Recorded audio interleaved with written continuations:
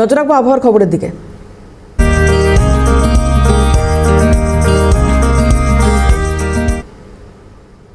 অভিরূপা হাজরা আমাদের প্রতিনিধি রয়েছেন এই মুহূর্তে, সরাসরি চলে যাবো অভিরূপার কাছে। অভিরূপা, জানুয়ারির শেষে এইরকমভাবে শীতের যে ইনিংস চলছিল সেটা একেবারে না থাকা বা দাপট একেবারে না থাকা, এটা কিসের বার্তা বলে আবহাওয়াবিদরা মনে করছেন?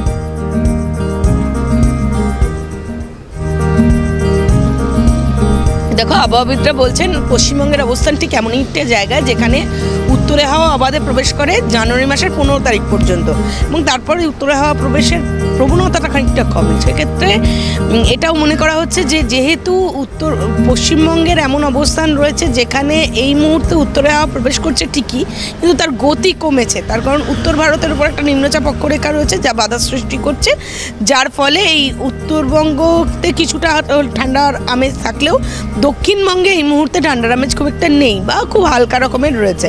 এটাই বাড়ার সম্ভাবনা রয়েছে আগামী 7 দিনের মধ্যে। খানিকটা খুব সামান্য পরিমাণে তাপমাত্রা বৃদ্ধি হবে এবং সেই কারণেই বলা হচ্ছে যে খুব জাঁকিয়ে ঠান্ডা পড়বে এমনটা কিন্তু নয়।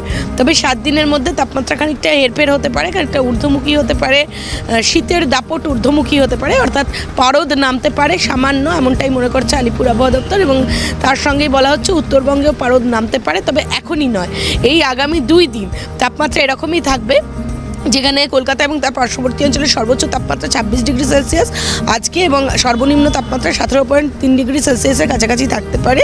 এবং সেক্ষেত্রে বলা হচ্ছে আলিপুরদুয়ার, জলপাইগুড়ি, উত্তরবঙ্গের যে উপরের দিকের জেলাগুলো বা নিচের দিকের জেলাগুলো, সেই জেলাগুলোতেও কিন্তু তাপমাত্রা বেশ খানিকটা নিম্নমুখী থাকবে।